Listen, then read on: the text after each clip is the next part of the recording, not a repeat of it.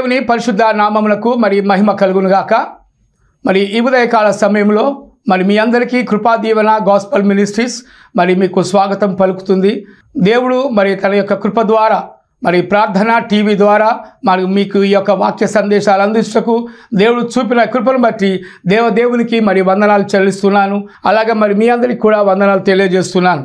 మరి ముఖ్యంగా మరి దేవుని యొక్క వాక్యములోకి మనం వెళదాము. యేసుక్రీస్తు అందరికీ ప్రభువు అనే వాక్యము మరి మనందరికీ సుపరిచితమే.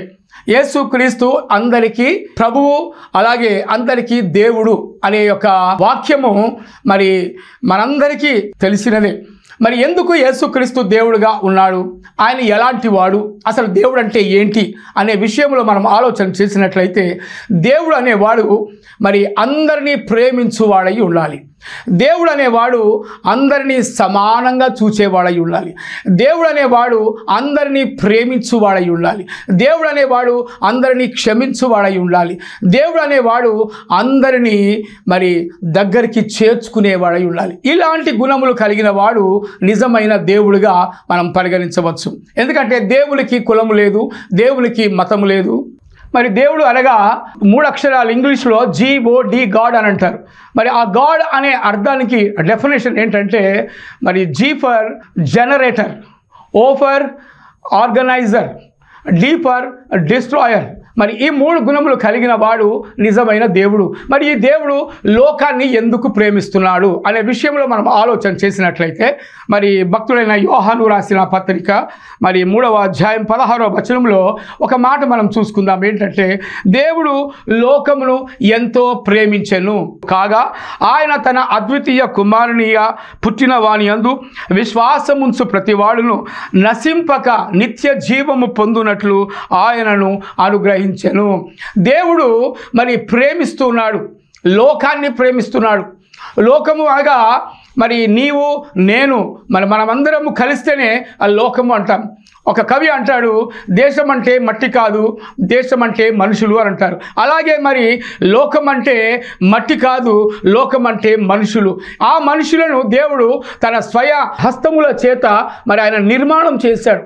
ఆనాడు ఆదాము కాలం నుండి ఈనాటి వరకు కూడా ఈ జనాభా అభివృద్ధి చెందుతుందంటే అది దేవుని యొక్క సృష్టియే. అందుకే దేవుడు లోకాన్ని ప్రేమిస్తున్నట్టుగా మనం చూస్తున్నాం. మరి ఎందుకు ప్రేమించాలి దేవుడు? దేవుడు అనేవాడు ప్రేమించే గుణం కలిగిన వాడే నిజమైన దేవుడు అని ఇందాక మనం అనుకున్నాం. సో కాబట్టి అలాంటి ప్రేమ అది అమితమైన ప్రేమ, అగాపే ప్రేమ అని అంటారు. ఎందుకంటే ఈ ప్రేమకు ఎల్లలు లేవు, ఈ ప్రేమకు హద్దులు లేవు, ఈ ప్రేమకు మరి ఎలాంటి మరి సరిహద్దులు కూడా లేవు. అలాంటి గొప్ప ప్రేమ దేవుడు చూపిస్తున్నాడు. దేవుడు అందరినీ పిలుస్తున్నాడు, అందరినీ తన ఆలయంలోకి రండి అని పిలుస్తున్నాడు. యెహోవా వలన ఆశీర్వదించబడిన వాళ్ళారా లోపలికి రా అని పిలుస్తున్నాడు. దేవుడు అంటే అలా ఉండాలి. కాబట్టి ప్రియమైన దేవుని బిడ్డలారా, మరి ఈ యొక్క వచనంలో దేవుడు లోకమును ఎంతో ప్రేమించెను. ఆ ప్రేమ మరి నిరంతరమైన ప్రేమ, ఆ ప్రేమ అగాపే ప్రేమ. సో కాబట్టి ఆయన ఏమంటున్నాడు, ఇంకా అద్వితీయ కుమారునిగా పుట్టిన వాని యందు అని అంటున్నాడు. అద్వితీయ కుమారుడు అనగా వేరొక కుమారుడు లేడు, వేరొక దేవుడు లేడు. ఎందుకంటే ఆయన ఒక్కడే అద్వితీయ అనగా వేరే ఒకడు లేడు, ఒకే ఒక్కడు అని మనకు అర్థమవుతుంది. సో కాబట్టి దేవుడు అనేవాడు ఒక్కడే ఉండాలి. ప్రపంచానికి దేవుడు ఒక్కడే ఉండాలి. ఈ లోకానికి అంతటికి దేవుడు ఒక్కడే ఉండాలి. సర్వ సృష్టికి దేవుడు ఒక్కడై ఉండాలి. అలాంటి వాడే నిజమైన దేవుడు. నిన్ను నన్ను పుట్టించిన వాడే నిజమైన దేవుడు. కొంతమంది అనుకుంటారు, మా దేవుడు మాకే, మీ దేవుడు మీకే అని అంటారు. కానీ అలా కాదండి. మన దేవుడు అందరికీ ఒక్కడై ఉండాలి. ఆ ఒక్కడే నిజమైన దేవుడై ఉండాలి. ఆ ఒక్కడు సత్యవంతుడై ఉండాలి. ఆ ఒక్కడు పరిశుద్ధుడై ఉండాలి. ఆ ఒక్కడు నిన్ను నన్ను ప్రేమించువాడై ఉండాలి. అందుకే దేవుడు లోకమును ఎంతో ప్రేమించను అని చూస్తున్నాం. మరి ప్రేమించడం ద్వారా ఆ ప్రేమలో నీవు నేను మనం ఉంటున్నామంటే నిజంగా మనం ఎంత ధన్యులం. సో అలాంటి గొప్ప ధన్యత దేవుడు మనకిచ్చాడు. మరి ఆయన కృప ద్వారా మనం బ్రతుకుతున్నాం. ఈ దినం మనం బ్రతికి ఉన్నామంటే అది కేవలము దేవుని యొక్క కృప. సో కాబట్టి ఆ కృప ద్వారా మనమందరము బ్రతికి ఉన్నాం. ఇంకొక మాట మనం చూసుకుందాం. ఏమంటున్నంటే ఇక్కడ ప్రతివాడు నశింపక నిత్య జీవము అనగా ప్రతివానికి ఒక నిత్య జీవం కావాలి. ప్రతివాడు మరణిస్తాడు శారీరకంగా, కానీ శారీరకంగా మరణించిన తర్వాత తన ఆత్మ ఎక్కడికి వెళుతుంది అనేది ఒక్కసారి మనం ఆలోచన చేసినట్లయితే, ఈ ఆత్మ మరి నశింపక నిత్య జీవములోకి వెళ్ళాలి. నిత్య జీవంలోకి వెళ్ళాలంటే యేసు ప్రభువును నీ సొంత రక్షకునిగా నీవు అంగీకరించాలి. ఆయన ఒక్కడే నిజమైన దేవుడని నువ్వు గుర్తెరగాలి. అలా గుర్తెరిగినప్పుడే నీవు నిత్య జీవంలోకి వెళతావు. ఒక ఆయన అడుగుతాడు, నేను నిత్య జీవములకు వారసుడనగుటకు నేనేం చేయవలను అని ఒక ధనవంతుడు అడుగుతాడు యేసు ప్రభువుని. మరి ధనవంతుడు అడిగినప్పుడు అప్పుడు ఆయన అంటాడు, నీకున్న ఆస్తి అంతయు అమ్మి బీదలకిచ్చి నన్ను వెంబడించు అని అంటాడు యేసు ప్రభు. హల్లెలూయా. ఎందుకంటే ఈ లోకంలో ఉన్నదంతయు కూడా మరి వ్యర్థమని మరి ప్రసంగి గ్రంథంలో చెప్తుంటాడు. ఎందుకంటే ఈ లోకంలో నువ్వు ఎంత సంపాదించినా కూడా అది వ్యర్థమే. అందుకే ఆయనను వెంబడించడం, ఆయనను స్తుతించడం, ఆయనను ధ్యానించడం, ఆయనను జ్ఞాపకం చేసుకోవడం అది ఆశీర్వాదము మరి ఉంటుందన్నమాట. ఎందుకంటే ఆయనను వెంబడించడము అది వ్యర్థము కాదు, ఆయనను స్తుతించడం వ్యర్థము కాదు, ఆయనను జ్ఞాపకం చేసుకోవడం వ్యర్థము కాదు. సో కాబట్టి ప్రియమైన దేవుని బిడ్డలారా, నిజమైన దేవుణ్ణి గుర్తెరిగినప్పుడే నీవు నశింపక నిత్య జీవులోకి నువ్వు వెళతావని యేసు ప్రభు యొక్క వాక్యము ద్వారా మనతో మాట్లాడుతున్నాడు. కాబట్టి ఎవరు కూడా నశించడం మరి దేవునికి ఇష్టం లేదు. అందుకే అంటాడు, నశించిన దానిని వెదకి రక్షించుటకు మనుష్య కుమారుడిగా ఆయన ఈ లోకానికి వచ్చినట్టుగా మనం చూస్తున్నాం. నశింపక అనగా దేవుడు మనల్ని నశించడం దేవునికి ఇష్టం లేదు. ఎందుకంటే ఆయన తన సంకల్పము చొప్పున మనల్ని పుట్టించాడు. ఆయన సంకల్పాన్ని మనలో మనం నెరవేర్చడానికి ఆయన మరి చూస్తున్నాడు. కాబట్టి మరి నశింపక నిత్య జీవులోనికి వెళ్ళాలని దేవుని యొక్క కోరిక. దేవుడు అంటే ఇలా ఉండాలి, మన మేలు కోరువాడై ఉండాలి, మన యొక్క క్షేమము కోరువాడై ఉండాలి, మనల్ని కాపాడువాడై ఉండాలి. ప్రియమైన దేవుని బిడ్డలారా, ఆలోచన చేయండి. ఏమంటున్నట్లు ఇక్కడ, నశింపక నిత్య జీవము పొందునట్లు ఆయనను మనకు అనుగ్రహించెను. ఆయనను అనగా యేసు క్రీస్తును మనకు అనుగ్రహించారు. ఎవరు అనుగ్రహించారు అనగా తండ్రి అయిన యెహోవా దేవుడు మనకు ఆయనను తన ప్రియ కుమారుణ్ణి ఈ లోకంలోనికి మరి పంపి యేసు అని పేరు పెట్టుకొని ఆయన ఈ లోకంలో జన్మించినట్టుగా చూస్తున్నాం. యేసు అనగా రక్షకుడు అని అర్థం. ఆయన ద్వారానే మనకు రక్షణ కలుగుతుంది. మరి ఏ నామంలో కూడా మనకు రక్షణ కలగదు. ప్రియమైన దేవుని బిడ్డారా, ఆలోచన చేద్దాం. ఏంటంటే మరి ఎందుకు మరి నశింపకుండా మనం ఉండాలి?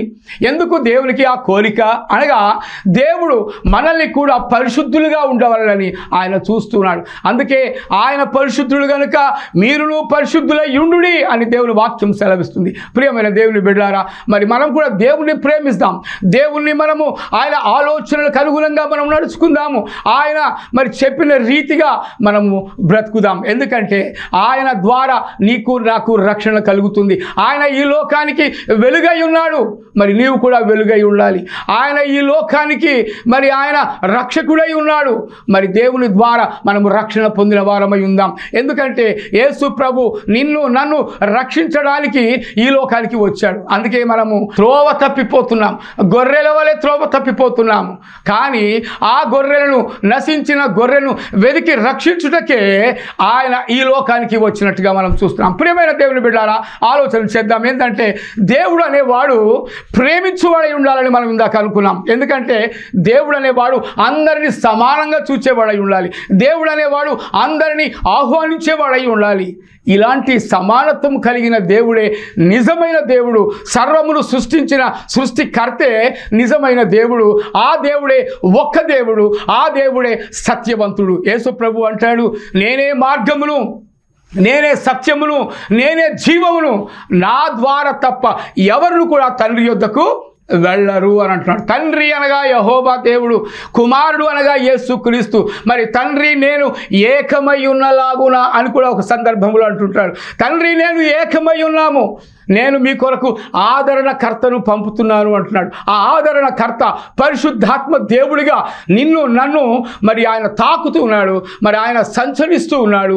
నీ దగ్గర నా దగ్గర ఏకకాలంలో ఏకరీతిగా ఆయన ఉండువాడు గనుక మనము నశింపకుండా ఉండడం కోసం ఆయన ఈ లోకానికి మరి మనల్ని పంపినట్టుగా చూస్తున్నాం. ఆయన ఈ లోకంలో మరి ఒక రక్షకుడిగా జన్మించాడు. ఆ రక్షణ నీకు ఉచితంగా ఇవ్వడానికి యేసు ప్రభు చూస్తున్నాడు. ప్రియమైన దేవుని బిడ్డలారా, మరి నీకు ఆ రక్షణ కావాలా? మరి యేసు ప్రభువును గుర్తిస్తున్నావా? ఆయన అంటాడు, నేను పరిశుద్ధుడను, నేను నాలో పాపము ఉన్నదని మీరు ఎవరైనా స్థాపించగలరా? ఎవరైనా రుజువు చేయగలరా అని సవాలు ఆనాడే ఇస్తున్నాడు యేసు ప్రభు బ్రతికి ఉన్న కాలంలో. మరి ఇప్పుడు వరకు కూడా యేసు ప్రభులో తప్పు ఉన్నట్టుగా, పాపం ఉన్నట్టుగా ఏ ఒక్కరు కూడా ప్రపంచ చరిత్రలో ఎవరు కూడా రుజువు చేయలేకపోయారు. హల్లెలూయా, దేవునికి స్తోత్రం. ఎందుకంటే దేవుడిలో పాపము లేదు. దేవుడు అనేవాడు పాపము చేయడు. పాపము చేసిన వాడు దేవుడు కాదు. ఎందుకంటే పాపము అనగా మరి చెప్పిన మాట వినకపోవడమే పాపము, ఆజ్ఞాతిక్రమమే పాపమని బైబిల్ చెప్తుంది. కాబట్టి ప్రియమైన దేవుని బిడ్డారా, మరి దేవుడు లోకమును ప్రేమిస్తున్నాడు. మరి నీవెవరిని ప్రేమిస్తున్నావు? ఈ యొక్క ఉదయకాల సమయంలో దేవుడు నీతో మాట్లాడుతున్నాడు. నీవు దేవుడిని ప్రేమిస్తున్నావా, లోకాన్ని ప్రేమిస్తున్నావా? ఎవరిని ప్రేమిస్తున్నావు? దేవుడు నిన్ను ప్రశ్నిస్తున్నాడు. నిజమైన దేవుడిని గుర్తెరుగుతున్నావా, లేక నా ఇష్టమున్న దేవుడిని నేను నమ్ముకుంటానులే అని నీవు గుడ్డితనంలో ఉండి మాట్లాడుతున్నావా? ఎలా మాట్లాడుతున్నావు? ప్రియమైన దేవుని బిడ్డలారా, ఆలోచన చేయండి. ఎందుకంటే దేవుడు అనేవాడు ఈ లోకానికి వెలుగై ఉన్నాడు.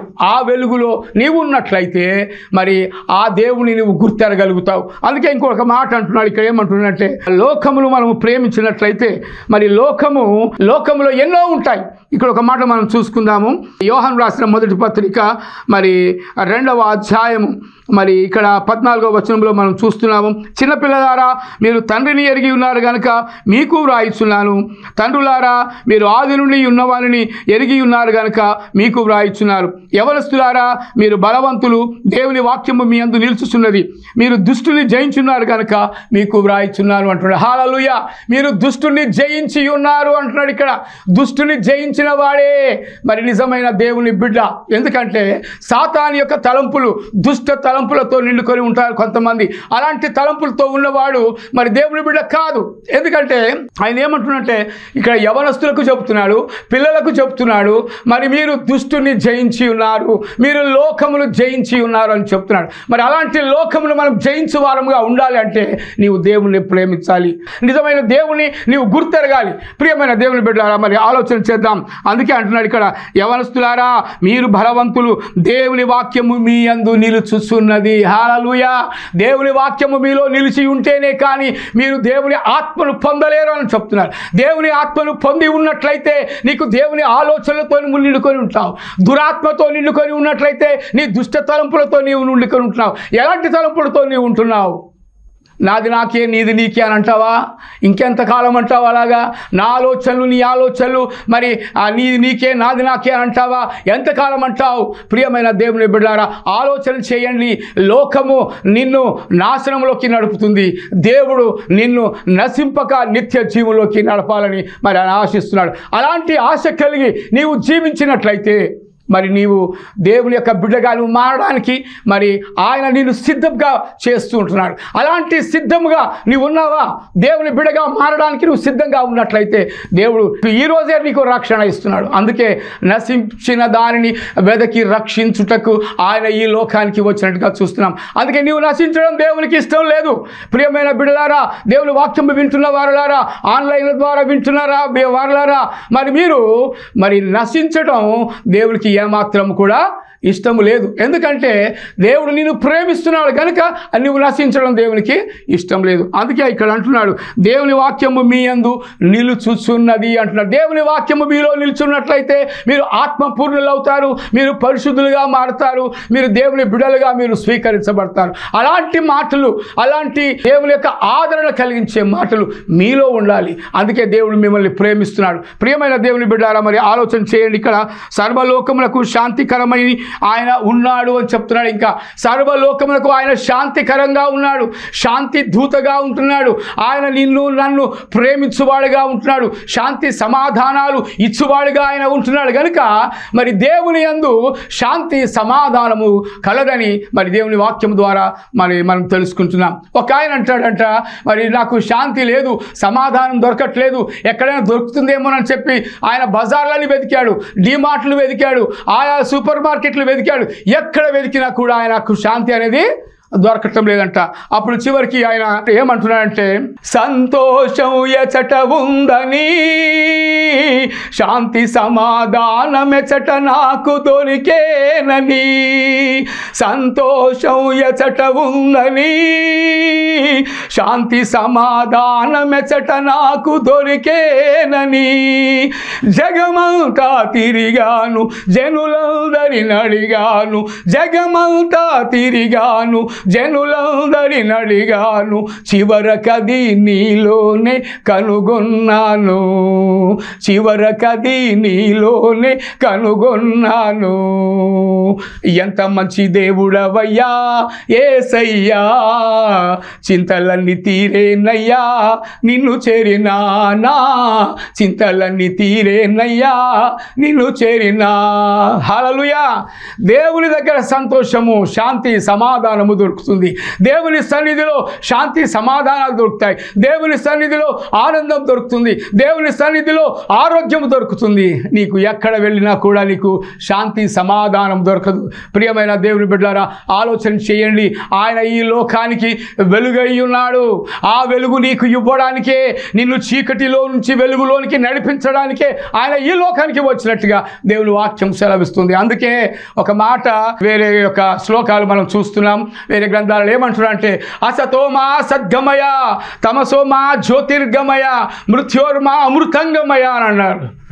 కానీ దీని యొక్క అర్థం ఏంటంటే, అసతోమా సద్గమయ అనగా మరి అసత్యములో నుండి సత్యములోనికి నడిపించువాడా, తమసోమా జ్యోతిర్గమయ, తమస్సు అనగా చీకటి, చీకటిలో నుండి వెలుగులోనికి నడిపించువాడా, మృత్యోర్మ అమృతంగమయ అనగా మరణములో నుండి జీవములోనికి దాటింపజేయువాడా అని అర్థం, ఈ శ్లోకం యొక్క అర్థం. సో కాబట్టి మరి చీకటిలో నుండి వెలుగులోనికి నడిపించువాడు యేసుక్రీస్తు తప్ప మరొకరు లేరు.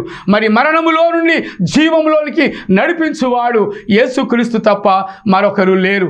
అసత్యములో నుండి సత్యములోనికి నడిపించువాడు యేసుక్రీస్తు తప్ప మరొకరు లేరని దేవుని యొక్క జీవ గ్రంథము, మరి ఈ జ్ఞాన గ్రంథము ఇది తెలియపరుస్తుంది.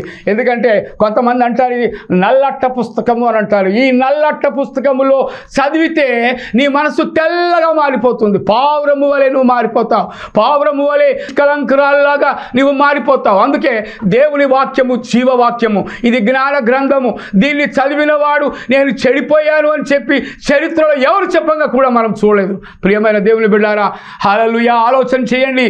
ఎందుకంటే ఈ బైబిల్ గ్రంథము ఇది జీవ గ్రంథము, ఇది సవాలు విసిరే గ్రంథము, ఇది అనేకుల జీవితాలను మార్చే గ్రంథము. కనుక మరి అలాంటి గ్రంథములో మరి చదివినట్లయితే నీకు నాకు దేవుడు మరి జ్ఞానాన్ని అనుగ్రహిస్తాడు. అందుకే ఇది జ్ఞాన గ్రంథము, జీవ గ్రంథము, ఇది పరలోకానికి మార్గము చూపే గ్రంథము. మరి కాబట్టి ఈ లోకంలో నువ్వు బ్రతికి ఉన్నప్పుడే ఈ గ్రంథాన్ని నువ్వు చదవాలి. ఈ లోకంలో బ్రతికి ఉన్నప్పుడే యేసయ్యను నిజమైన దేవుడిగా నువ్వు గుర్తిరగాలి, ఆయనను నమ్ముకోవాలి. అప్పుడే నీకు రక్షణ అనేది కలుగుతుంది. అందుకే ఎవడైనను మరి రక్షణ పొందగోరిన ఎడల ఆయనను నువ్వు స్వీకరించవాలని చెప్పేసి దేవుని యొక్క వాక్యం సెలవిస్తుంది. ప్రియమైన దేవుని బిడ్డలారా, మరి నశించడం ఎవరికి కూడా ఇష్టం లేదు. అందుకే నశించిన దానిని వెదకి వెదకి రక్షించుటకే ఆయన ఈరోజు నీ యొద్దకు వచ్చినాడు. ఈ మాటలు నీకు వినిపిస్తున్నాడు.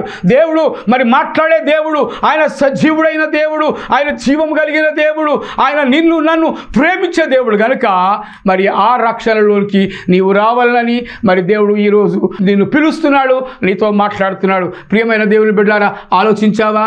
నిజమైన దేవుని గుర్తెరుగుతున్నావా? ఆయన రక్షణలోకి నువ్వు వస్తున్నావా? ఆయన నీ కొరకు నా కొరకు తన ప్రాణమును పెట్టాడు, రక్తమును కార్చాడు. అలా రక్తము కార్చే దేవుడు ఈ లోకంలో ఎవరైనా ఉంటే చెప్పండి, నేను కూడా వస్తాను అక్కడికి. కాబట్టి ప్రియమైన దేవుని బిడ్డలారా, ఆలోచన చేద్దాం. ఎందుకంటే నీ కొరకు నా కొరకు ప్రాణము పెట్టే దేవుడు యేసు ప్రభు తప్ప మరొకరు లేరు. యేసు రక్తము ప్రతి పాపము నుండి మనలను పవిత్రులుగా చేస్తుందని దేవుని యొక్క జీవ గ్రంథం మనకు తెలియపరుస్తుంది. మరి ఆ రక్తములో నీ పాపములు నా పాపములు కడగవాలంటే నేడే ఆయన ఎదుకు నువ్వు రావాలి, ఆయన గుర్తెరగాలి, ఆయన కోసం నువ్వు జీవించాలి, ఆయన కోసం నువ్వు మరణించాలి. ఆయన కోసమే నీవు ఏ పని చేసినా ఆయన లేకుండా చేయకూడదు.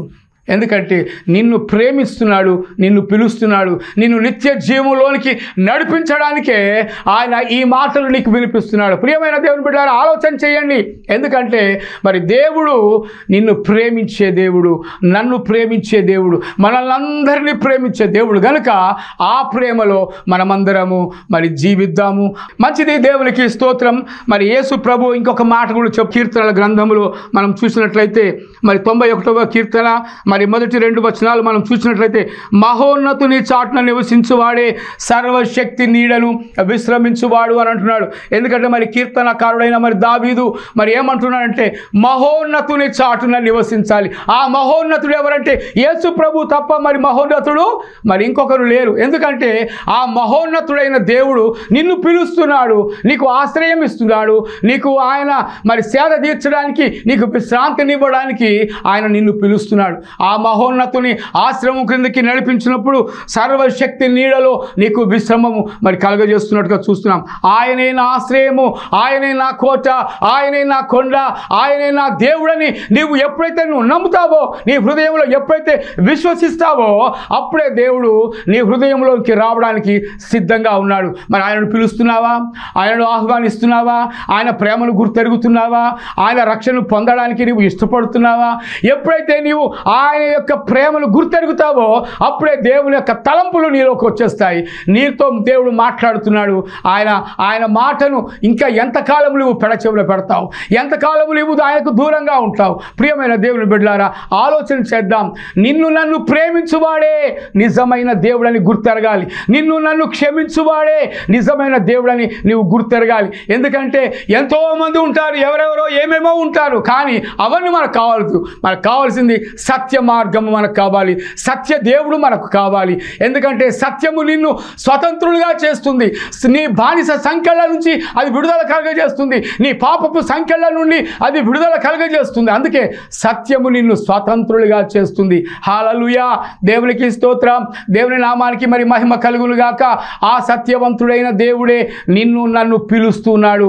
ఆయన మరి నీవు నశించడం ఆయనకి ఇష్టం లేదు కనుక మరి నిన్ను ప్రేమిస్తున్నాడు, నిన్ను పిలుస్తున్నాడు. మరి ఆయన మాటకు విలువబడుతున్నావా?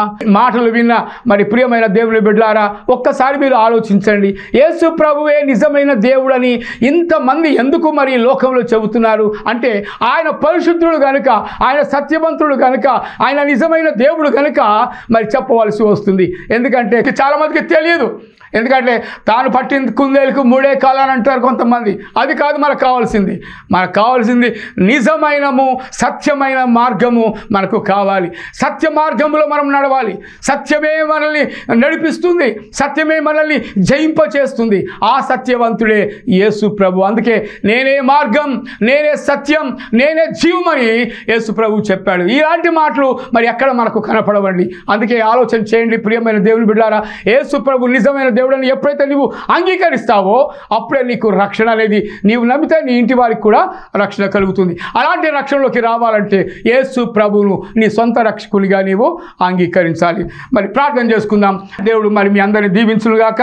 మహాగరుడా, మహోన్నతుడా, పరిశుద్ధుడా, ప్రేమగల తండ్రి, కృపా సత్య సంపూర్ణుడా, ఘనమైన శ్రేష్టమైన నామానికి వందనాలు చెల్లిస్తున్నాం. మరి ఈ యొక్క వాక్యము విన్న ప్రతి ఒక్క బిడ్డ హృదయాన్ని మీరు తాకండి ప్రభువా. మరి ఎక్కడెక్కడైతే ప్రభువా ఈ వాక్యము వినబడుతుందో మరి ఆ యొక్క హృదయాలను ప్రభు మీరు తాకుమని ప్రార్థిస్తుంటున్నాం. ఆ ఇంటికి రక్షణ కలగజేయమని ప్రార్థన చేస్తున్నాం తండ్రి. నాయన మరి ఎవరు కూడా నశించడం నీకు ఇష్టం లేదని నీ వాక్యం సెలవిస్తుంది కనుక తండ్రి ప్రభు ప్రతి వారిని కూడా నీవు రక్షించుమని, సత్య మార్గంలోకి నడిపించుమని ప్రార్థన చేస్తున్నాం. కృప వెంబడి కృపను అనుగ్రహించండి ప్రభు. మరి వాక్యము విన్న వారి కుటుంబాలలో ఎవరైనా అస్వస్థతగా ఉంటే వారిని బాగు చేయమని, వారిని ముట్టుమని, స్వస్థపరచుమని కూడా మేము ప్రార్థన చేస్తున్నాం. ఎందుకంటే ఈ ప్రార్థన టీవీ ద్వారా ప్రభు మేము ప్రార్థిస్తున్నాము. ప్రతి వారి గృహంలో ప్రభువా నీ అద్భుత కార్యములు జరిగించండి, నీ ఆశ్చర్య కార్యాలు జరిగించండి ప్రభువా. స్వస్థతలు అనుగ్రహించమని ప్రార్థన చేస్తున్నాం. ప్రార్థన చేయటం మా వంతు, పని చేయడం, స్వస్థపరచడం మీ వంతు కనుక తండ్రి మరి నాయన ఈ వాక్యము